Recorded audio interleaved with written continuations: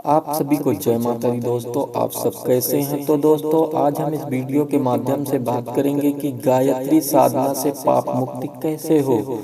तो दोस्तों अभी तक आपने हमारे गायत्री उपदेश चैनल को सब्सक्राइब नहीं किया है तो कृपया चैनल को सब्सक्राइब कर लीजिए और बेल आइकन के बटन को भी इंप्रेस कर दीजिए, जिससे हमारी अगली आने वाली वीडियो आप तक पहुंच सके।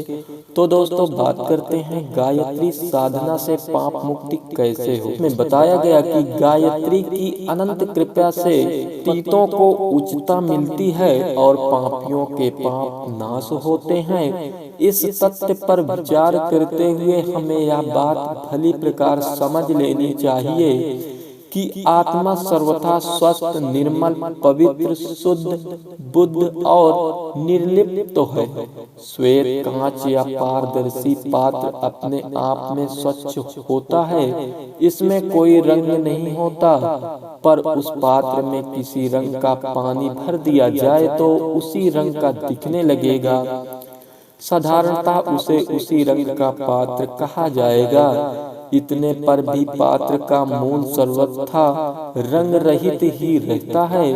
एक रंग का पानी उस कांच के पात्र में भरा हुआ है, उसे फैलाकर यदि दूसरे रंग का पानी भर दिया जाए तो फिर इस परिवर्तन के साथ ही पात्र दूसरे रंग का दिखाई देने लगेगा।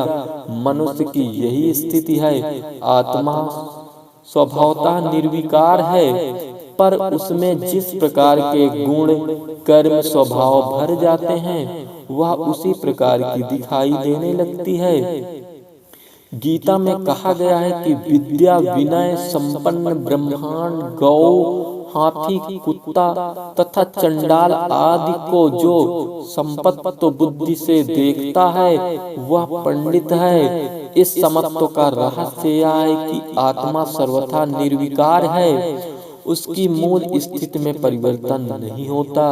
केवल मन की बुद्धि, चित्त, अहंकार का अंतःकरण चतुष्टय रंगीन विकारग्रस्त हो जाता है, जिसके कारण मनुष्य अस्वाभाविक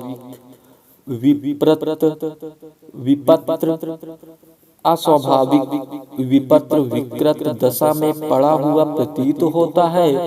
इस स्थिति में यदि परिवर्तन हो जाए तो आज के दुष्ट का कल ही संत बन जाना कुछ कठिन नहीं है।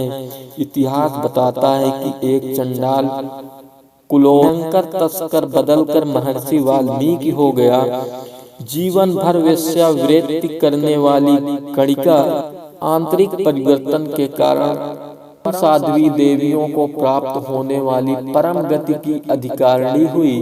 कसाई का पेशा करते हुए जिंदगी गुजार देने वाला अजामिल और सदन परम भागवत कहलाए।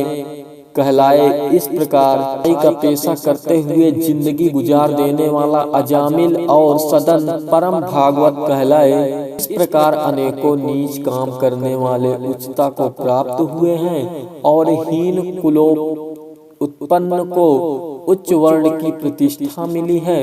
रैदास, चमार, कबीर, जुलाहे, रामानुज शूद्र जवर्ण में उत्पन्न हुए थे, पर उनकी स्थिति अनेकों ब्राह्मणों से ऊंची थी। विश्वामित्र क्षत्रिय से ब्राह्मण बने थे। जहाँ पतित स्थान से ऊपर चढ़ने के उदाहरणों से इतिहास भरा पड़ा है, वहाँ उच्च स्थिति के लोगों से पतित होने के भी उदाहरण कम नहीं हैं। पुलस्त्य के उत्तम ब्रह्मकुल में उत्पन्न हुआ चारों वेदों का महापंडित रावण मनुष्यता से भी पतित होकर राक्षस कहलाया। घोटा अन्न खाने से द्रोण और भीष्म जैसे ज्ञानी महापुरुष अन्यायी कौरवों के समर्थक हो गए। विश्वामित्र ने क्रोध में आकर वशिष्ठ जी के निर्दोष बालकों को हत्या कर डाली। व्यास ने धीवर की कुमारी कन्या से व्यभिचार करके संतान उत्पन्न की।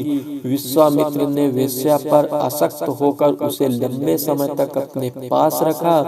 चंद्रमा जैसे देवता गुरु माता के साथ कुमार गामी बना। देवताओं के राजा इंद्र को व्यभिचार के कारण श्राप का भाजन होना पड़ा। ब्रह्मा अपनी पुत्री पर ही मोहित हो गए। ब्रह्मचारी नारद मोहग्रस्त होकर विवाह करने को स्वयंवर में पहुंचे।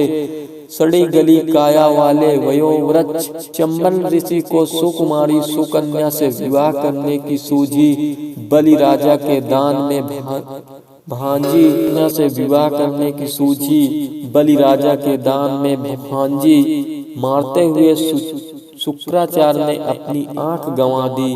धर्मराज युधिष्ठिर तक ने अश्वत्थामा मरने की पुष्टि करके अपने मुख पर कालिख पोती और धीरे से नरोवा कुंजरोवा गुनगुनाकर अपने को सक्षम से बचाने की प्रवंचा की। कहें किस किस की कहें, इस दृष्टि से इतिहास देखते हैं तो बड़ों को स्थान तो हुआ पाते हैं।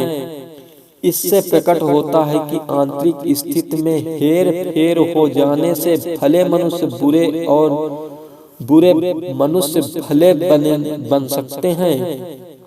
शास्त्र कहता है कि जन्म से सभी लोग शूद्र पैदा होते हैं, पीछे संस्कार के प्रभाव से वे द्विज बनते हैं। असल में यह संस्कार ही जो शूद्र को द्विज और द्विज को शूद्र बना देते हैं। तो दोस्तों, मेरे द्वारा दी गई जानकारी आपको कैसी लगी कमेंट्स में जरूर लिखें। चैनल को भी सब्सक्राइब कर